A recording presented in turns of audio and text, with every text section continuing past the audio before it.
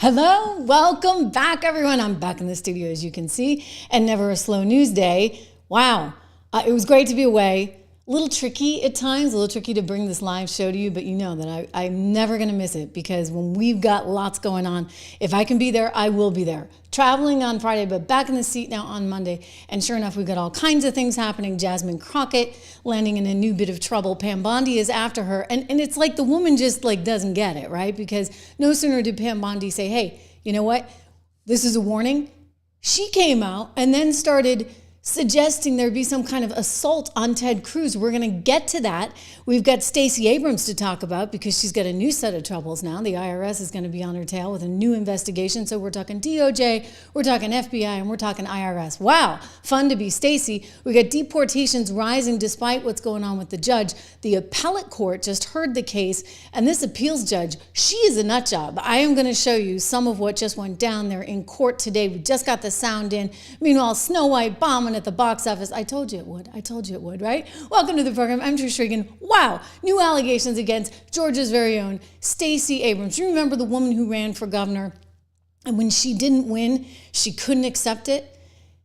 No. She couldn't actually accept it because she still thinks she won, even though you're not supposed to say that kind of thing. I can think of somebody else who got in a lot of trouble for that. And yet the New York Times did a giant magazine puff piece on her, talking about how wonderful Stacey Abrams is and how brave she is. Well, she's also kind of in the money because she was getting some $2 billion for her power forward community, whatever, thanks to all those EPA grants. Well, that's all been exposed big time.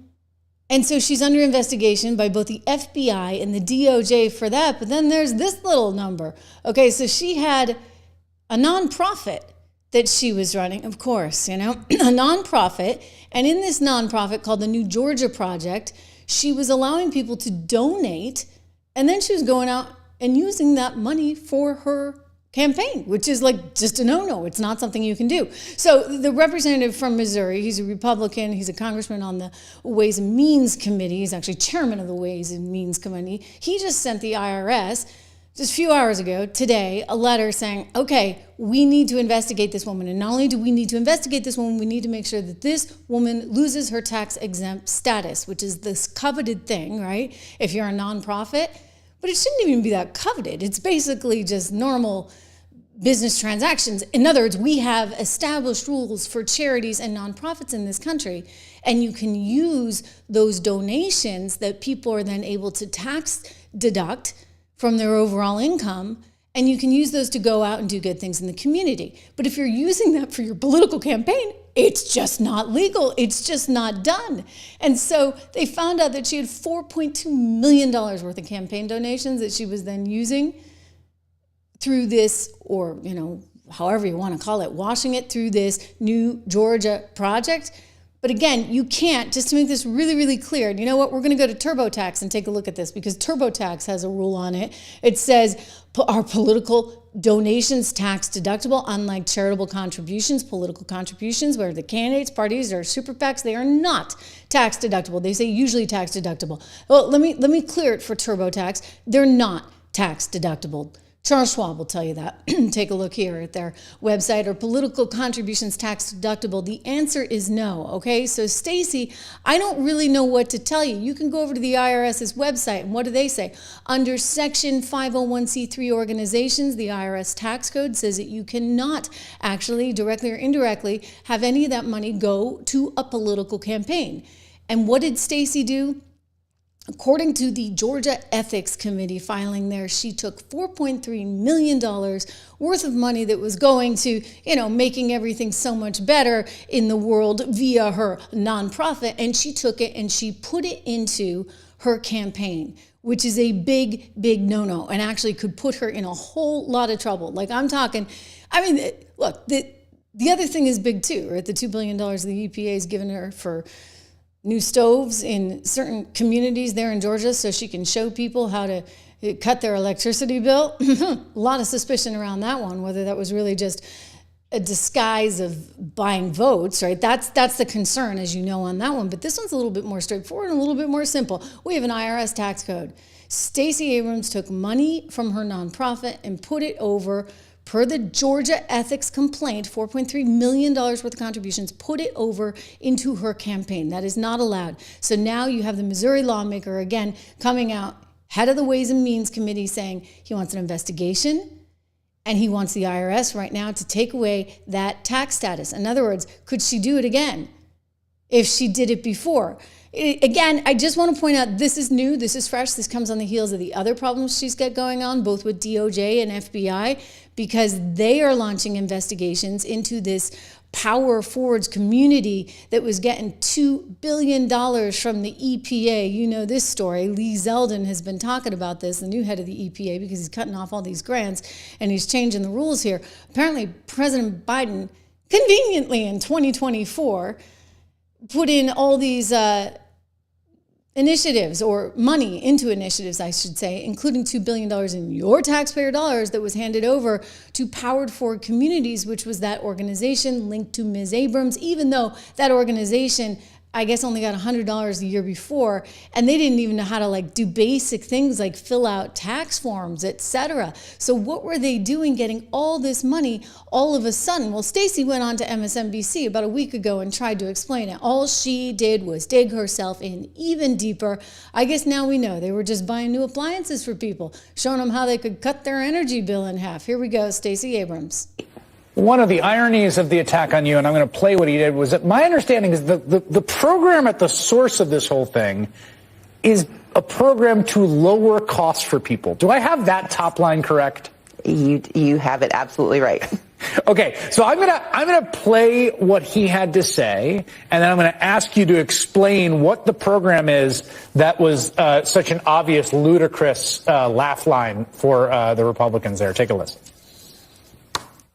$1.9 billion to recently created Decarbonization of Homes Committee, headed up, and we know she's involved. Just at the last moment, the money was passed over by a woman named Stacey Abrams. Have you ever heard of her? Okay, so what is this organization? What is your relation to it, and what does it do? In 2023 and 2024, I led a program called Vitalizing DeSoto. We worked in a tiny town in South Georgia to demonstrate that by replacing energy inefficient appliances with efficient appliances, you can lower your costs. And in fact, we accomplished that. For 75% of the community, they got appliances that are lowering their bills right now. We had one woman who saw her electric bill cut in half from $180 to $98. That's what we delivered. And based on that program, a coalition of organizations, famous organizations, came together and said to the EPA, if we can do this here, we can do this for millions more Americans. Let us invest the money of America in lowering the cost for Americans. And the EPA said, okay, great, go for it. Of course they did, right? It's an election year. We got to secure Georgia, ladies and gentlemen. Well, gosh darn it. Now it's all coming back to haunt her. So she's got the nonprofit that she's using, according to the ethics committee there in Georgia, $4.3 million worth of donations, which people were able to write off right on their taxes. I mean, I wonder if those people are in trouble too. Did they know what was going on? Somebody ought to find out. And then you got this whole thing. So she's got IRS, DOJ, and FBI in two separate cases on her tail. Stacey Abrams, if you had any inclination of ever running for president, as I believe you do, because you're an egomaniac who really doesn't deserve the job she has, and the Democrat Party is so absolutely desperate they might even look at you. I mean, hey, it's you versus Jasmine Crockett versus AOC. It's not exactly like we got plum pickings there to choose from. I would just say you got a lot of trouble going on. Here's this form. I mean, it was like some 40-page tax form that they had to fill out, these NGOs that just kept popping up out of nowhere. Heck, and your money was going to them, right? Because taxpayer dollars could suddenly go to all these NGOs so that they could promote a certain viewpoint all over the world. We talked about this on the show on Friday, actually on Thursday and on Wednesday, because of the 1948 Smith-Mundt Act, not to wonk out on you guys too totally, but basically this thing was put in 1948, and there was this Chinese wall where you could have all this propaganda, U.S. taxpayer dollars going for propaganda overseas all over the world because we had certain viewpoints we wanted to push. And then what happened in 2012? Obama wanted to make sure we could modernize this thing so that we could use some of that taxpayer dollar to influence public opinion back here at home. That had never been allowed before. And sure enough, in 2013, it took off. And so this may have been part of that. They were using money, $2 billion that they were giving to the likes of Stacey Abrams' organization, Power Forward Communities, so that they could promote, quote unquote, democracy, just like they promote it all over the world, right back here at home in order to promote their own candidates. You see how twisted this is all getting? Pretty scary stuff. Reminder to subscribe, share, like, all that good stuff. Oh, this is a biggie. Pam Bondi now says, basically get lost to the judge in the deportation case, and the judge comes back with, well, you're treating, we're gonna have to play it. I'm gonna play it for you because I can't do it justice. You are treating the criminal migrants so poorly that Nazis have been treated better. Yeah. I'm just in sort of disbelief as I hear all of this, but that's the case right now. This is the Obama judge hearing this appellate case. So you have the lawyer Ensign there, Drew Ensign, arguing the case before this woman. You see, what has happened is the judge, the U.S. District Court Judge Boasberg, he tried to get some information on when the plane took off, et cetera, when they were taking those 261 criminal migrants to El Salvador.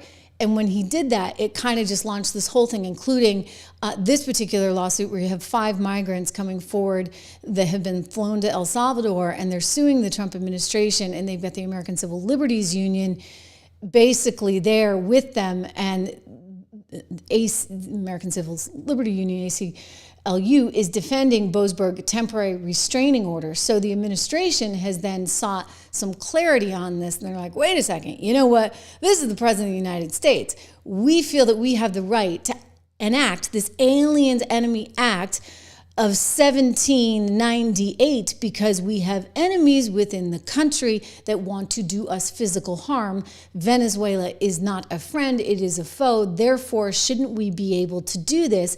And you're not going to believe quite what went down here with the judge today. It's unbelievable. To me, the judge has no use for any of this. Let me see if I can pull this sound for you because I think it's very much worth hearing. Here we go. Am I wrong about anything I just said factually? Your Honor, I think it's incorrect that they couldn't have gone into court as the 5 individual plaintiffs. No, but the point here was that there were plane loads of people. I mean, it's a class action. There were plane loads of people. There were no procedures in place to notify people.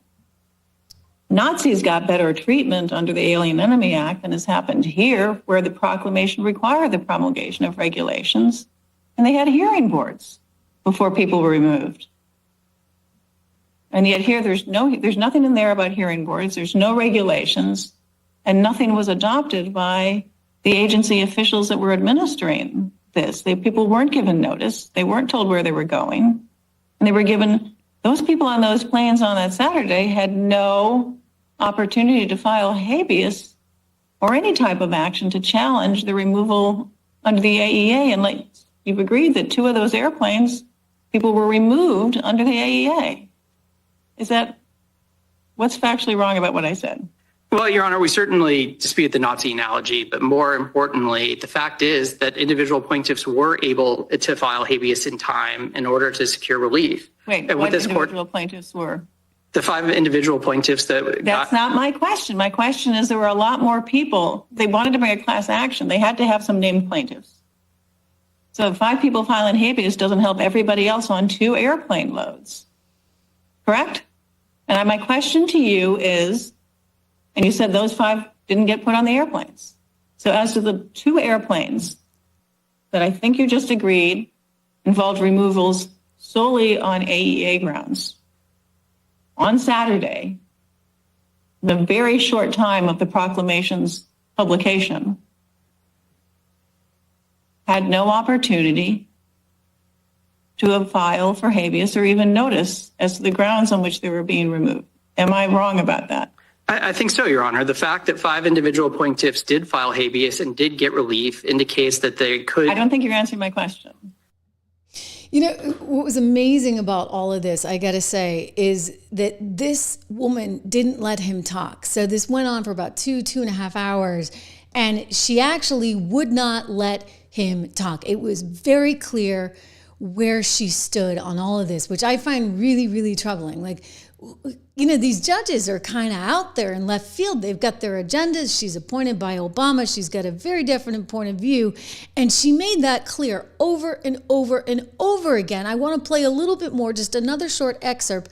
This is from this judge, Patricia Millett. Did I say that right, guys? You know, trying to suggest that Nazis are getting better treatment. Yes, Judge Patricia Millett. She's been on the bench since 2013. Put there by Obama, and clearly has a point of view. Let's listen to just a bit more here. Your Honor, the government does not believe that the oral pronouncements as opposed to the written one is binding. But as the district court appears to have a different view, his oral order provided for 2 ways of compliance, either turning around the planes or finding a way to return the people to the United States. The first option is no longer available, but the district court has not said that the second option is not, is not still in force. And much of this, I think, has to do with the compliance issues that are, I think, separate and go forward regardless of what happens with TROs. And so, as of right now, your concern is that if the TROs, and for your sake, say even the written TRO, so the written version of the second TRO is in place, what language in that requires the retrieval of people from U.S. custody? Your Honor, I think let me clarify again, that are no longer in U.S. custody? Your Honor, it's not it would not be the written order. I believe it's on page 43 of the Saturday transcript. Mm-hmm. It was an oral directive, but more broadly too, this is a nationwide TRO that enjoins the president from using any of his AEA authority to remove people during this period. Okay. That is something. But that's different. That's not ordering ships around in the water. And that's not ordering planes to go anywhere. All that the TRO, the nationwide TRO says is folks that are detained and folks can still be detained under the AEA. They just cannot be removed from the country until this point, until I guess you get a preliminary injunction decision from the court, which looks to be forthcoming soon. I agree that the district court looks like it may be acting on a preliminary injunction soon, but I think the intrusion upon the war powers and foreign policy powers of the president is utterly unprecedented. And in a way... Well, this is an unprecedented action as well. So, of course, there's no precedent for it because no president has ever used this statute this way, which isn't to say one way or the other what it can be done, but simply to say we are in unprecedented territory. But I'm just trying to really clarify here, if you agree that, and I believe you agreed in district court, I think you agreed here, but tell me if I'm mishearing, that these folks have a right under the AEA, under precedent, to challenge their status as individuals subject to, they fall within the terms of the proclamation here. That is, I think most relevantly, whether they are members of Trinidad, although maybe they deny Venezuelan citizen status too, I don't know. But the big one that seems to be in the papers is they said we're not even members of this. In fact, some of us are fleeing from Trinidad. Is it your position that temporary restraining order that simply prevents removal until there's procedure and opportunity in place to address whether they even fall under the proclamation? Are you arguing that that is an unwarranted intrusion on the president's powers? Yes, Your Honor. I think whenever a district court enjoins the president from exercising his war. Yeah. So basically the argument here is the president has the power to do this via the 1798 Aliens Enemy Act, which is what they're going back to, okay? It's what they're going back to, and why they're saying like there's actually no reason for a judge to be asking anything in the first place here. So that's why they appealed, but then it got thrown into this woman's hands, and you know where she's coming from, the Obama appointed judge. But keep in mind, again, their point of view from the White House is that, you know, you can all go pound sand because we have the power. The power is vested via this particular act that really hasn't been used since the days of World War II, the Aliens Remedies Act of 1798, which is why you got Pam Bondi telling the judge in the first case, Judge Boasberg, to go pound sand, that he was out over his skis. You remember what she had to say about that quote unquote deadline, which they sort of like, they didn't really answer all the questions he had because their point of view is we don't have to. Because it's none of your business, we have the authority to do this. Here she was speaking out on Thursday about the issue. Let's start, if we might, from the decision by Judge Boasberg. Tomorrow is your deadline to answer questions. Those questions include the following. What time did the plane take off from U.S. soil? Where did it leave from? What time did it leave U.S. airspace? And what time did it land in a foreign country? You have, 4, 5, 6 questions the judge wants answers to regarding the details of those flights over the weekend. How will you respond at the Department of Justice? Well, our lawyers are working on this. We will answer appropriately, but what I will tell you is this judge has no right to ask those questions. You have one unelected federal judge trying to control foreign policies, trying to control the Alien Enemies Act, which they have no business presiding over. And there are 261 reasons why Americans are safer now. That's because those people are out of this country. The judge had no business, no power to do what he did. And he came in on an emergency basis on a Saturday with very, very short notice, if any, to our attorney to run in the courtroom. And this has been a pattern with these liberal judges. You just spoke about that. It's been a pattern with what they've been doing. This judge had no right to do that. They're meddling in foreign affairs. They're meddling in our government. And the question should be, why is a judge trying to protect terrorists who have invaded our country over American citizens? TDA is a terrorist organization. Okay, so that's what this is really going to come down to. I mean, if the president doesn't have the power to say, hey, I'm going to expel terrorists out of the country, then what are we really dealing with here? The DOJ sort of saying to this judge, you have no business doing any of this. He warned of certain consequences. Well, the consequences are coming, I guess. Now we're in the appellate courts. It's probably going to have to go all the way to the Supreme Court, guys, because the Supreme Court's going to be the one to make the decision on whether or not you can use the Alien Enemies Act, which actually has only been used 3 other times in U.S. history, including for the detention of Japanese Americans during World War II. So it's something that hasn't been used a lot, but is something that is sort of innovative in the legal scholarly theory thinking, right? How do you get rid of people that are known problems, that have committed crimes that you know about, that you're detaining already? I'll tell you one thing, like ICE is just moving forward. They're continuing to do it. They actually had another plane full go back to Venezuela today. Donald Trump saying we absolutely have the time to do this. This is a kind of war, right? This is a time of war. He sees this 1798 Aliens Enemy Act as fair game. Here he is speaking last weekend on Air Force One. Drug dealers at the highest level, drug lords, people from mental institutions. That's an invasion. They invaded our country. So this isn't, in that sense, this is war. There you go. Okay, so in that sense, it is war. So why do you have these very, very partisan, and forgive me, but this woman is an Obama-appointed judge. We'll learn more about her in the coming days.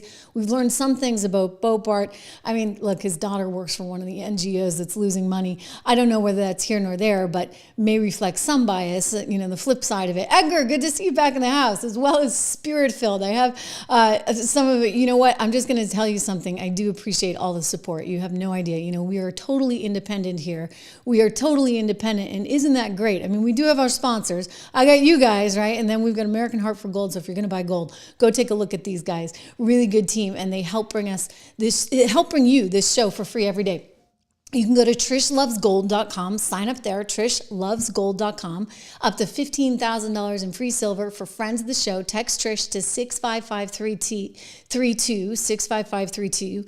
Just get out your little phone and text right now. I get so much news this is what happens when, you go away, because Jasmine Crockett is like calling for violence, not just on Tesla, but also now Ted Cruz. That's the latest and greatest after hearing Pam Bondi's warning. Unbelievable. But with all this chaos, I guess it makes sense. You want a little gold in your pocket.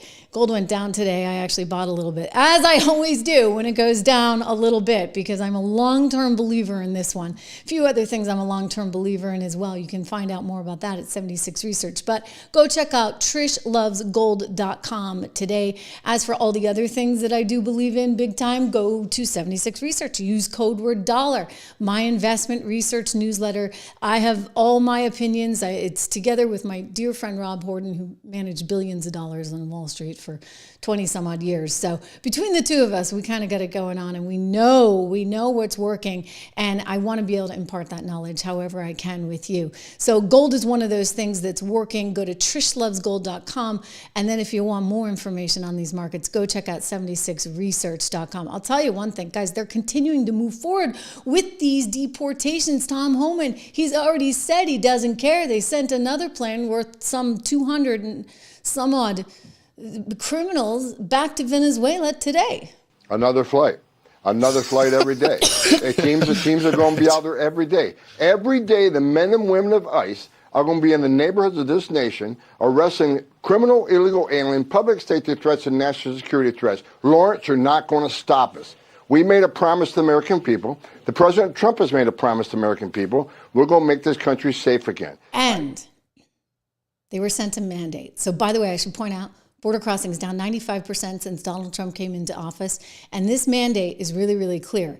In fact, the Democrats are even reporting on it, because this is a company that's used by a lot of Dems, great data company, Blue Rose, I believe it's called, Blue Rose Research. And they found that basically Trump would have won by nearly 5 points more if all the Democrats had actually shown up, because they wanted this stuff to get done. There was a mandate. I mean, hey, nobody wants a ton of illegals draining the system and possibly creating crime, etc., you name it. And so with border crossings way down, I don't know if the Democrats know what to do. Chuck Schumer was asked about this the other day. He didn't know how to respond. I showed some of you guys this on Thursday. If you're just joining us right now, thank you. Make sure you subscribe, leave a comment, all that good stuff. Join our team here. But here is Chuck Schumer not really liking the good news.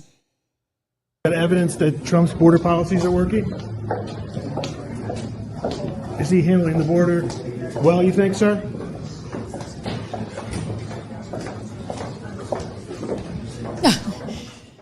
Crickets, okay? He doesn't want to answer that one. But here's the data, okay? The numbers are really spectacular. So you're looking at over 275,000 or so, whatever the number was. It was massive right before Trump came into office. And look at that graphic. Look at it, just sinks with Donald Trump there now. Amazing, right? Just amazing. Meanwhile, Pam Bondi has been trying to deal a little bit with one Jasmine Crockett, because Jasmine Crockett has been very vocal, shall we say, about a few people. I'm going to get to the recent stuff she said on Ted Cruz in just a moment, but keep in mind what she's been saying about Elon Musk. It comes at a very difficult time, because Tesla dealerships have been quite literally under fire, all right? This is getting actually very serious. People now increasingly afraid to drive a Tesla because you might get your car keyed, you might get something worse happening. There's a story today, really just awful, about some threats that were made to a dealership there in Texas, and yet you get the representative from Texas, a Democrat, junior person there in Congress, out saying stuff like, oh, she wants Elon taken down. Excuse me? Here we go.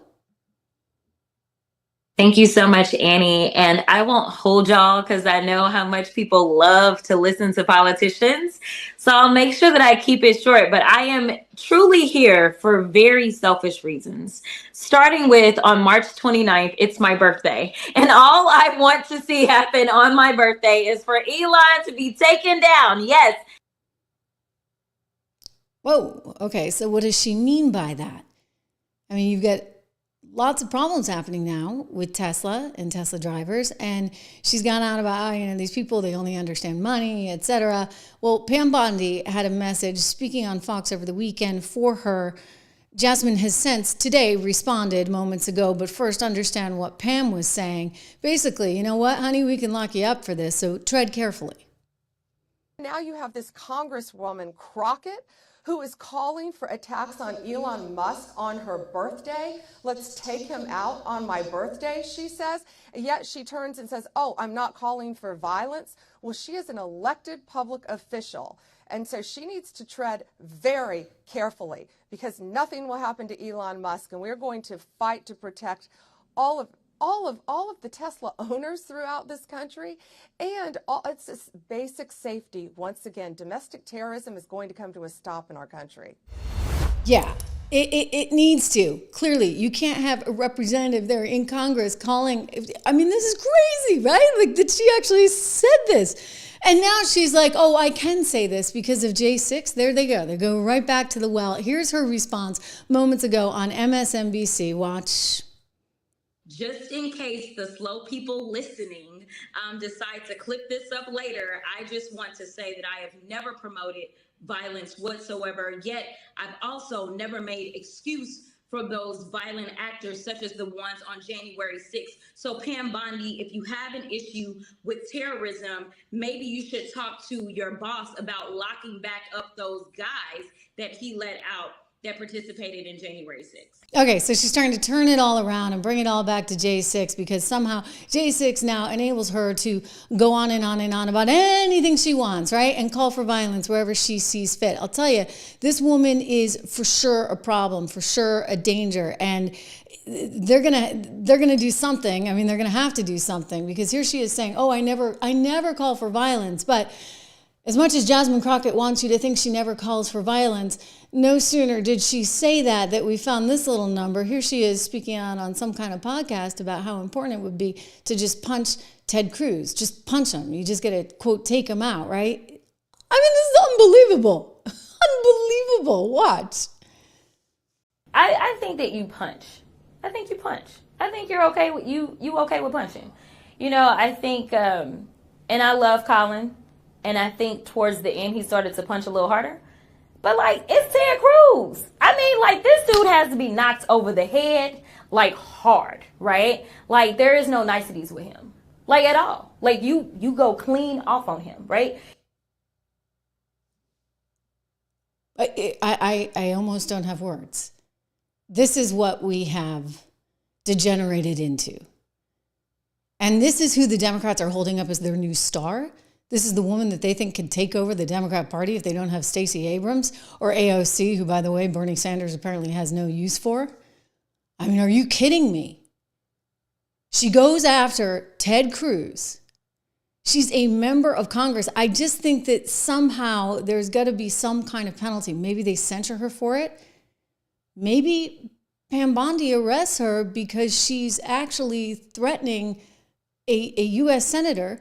Maybe she's arrested because she's actually threatening a form of domestic terrorism, if you would, vis-a-vis calling on people to get rid of Elon Musk by her birthday, which is just in a couple of days. This is bizarre behavior for a member of Congress. Not to mention, if you look on my YouTube channel, we did a whole thing about how she's a fraud because she's really not who she says she is. So even though she's talking like she's from the hood, blah, blah, blah, turns out she went to a fancy schmancy private school and grew up in a really nice area and this, that, and the other.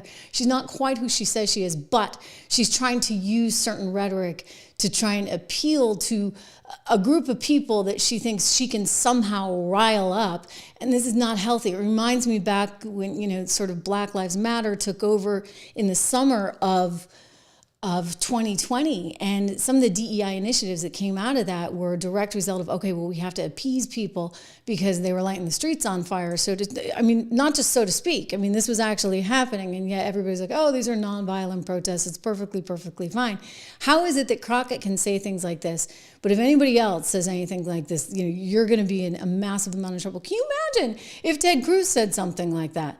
Or if Elon Musk said something like that about her? Really unbelievable. Quick shout out for Balance of Nature. I love my Balance of Nature. I get my fruits and veggies every single day. I know you can still hear a little teeny remnants of a cold, but it's my only cold this year, which I consider massively good because I usually wind up with about 5 of them.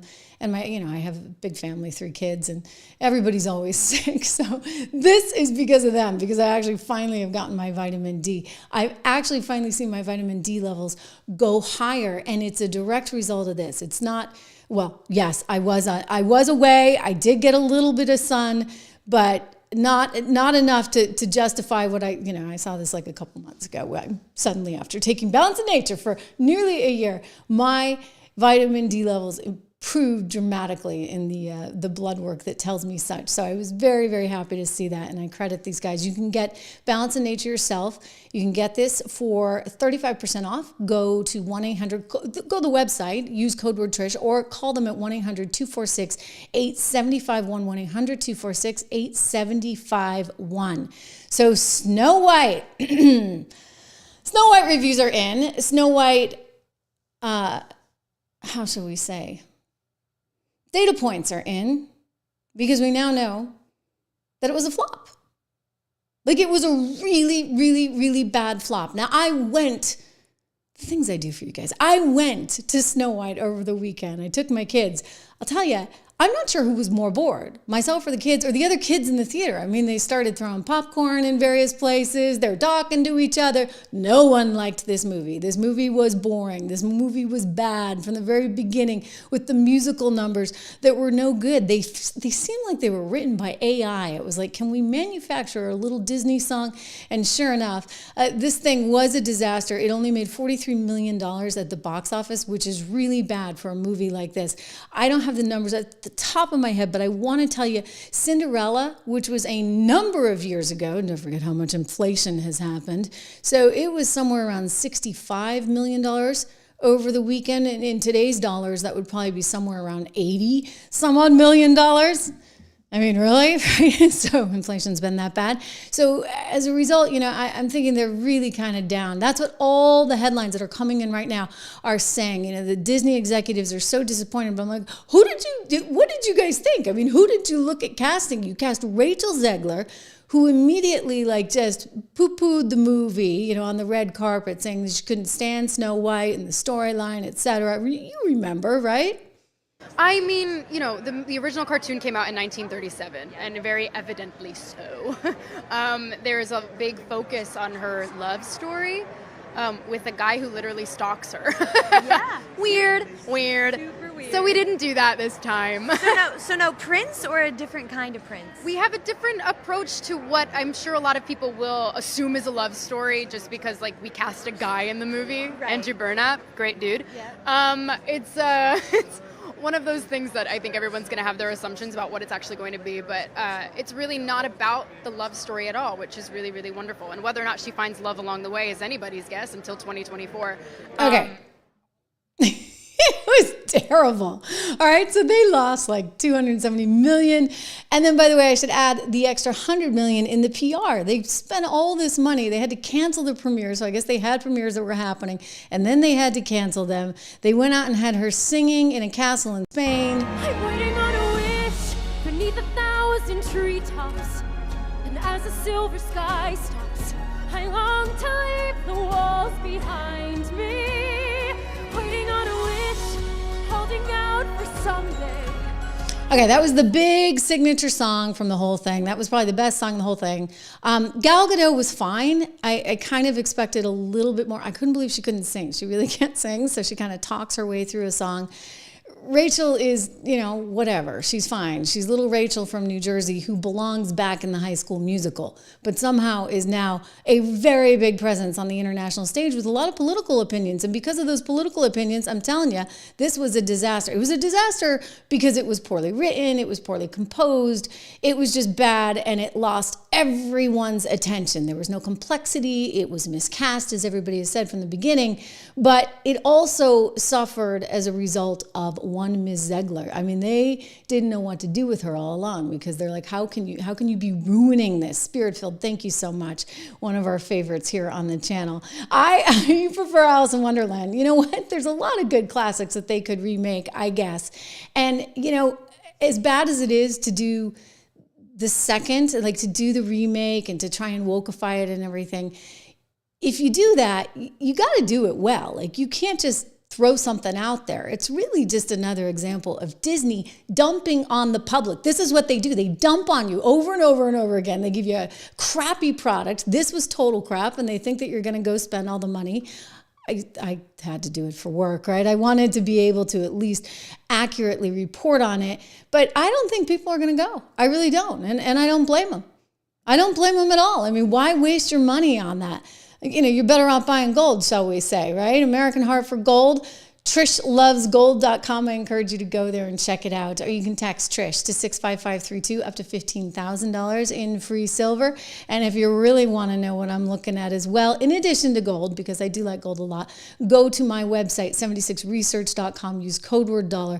Get the investment newsletter. We have so much more to get to, but I got to run over and see my friends over at Newsmax. So I thank you for being here today. We're going to continue the show again live tomorrow, hopefully at an earlier time. Make sure you subscribe so that you know, hit the bell so you know exactly when I'm here, and I'll see you then.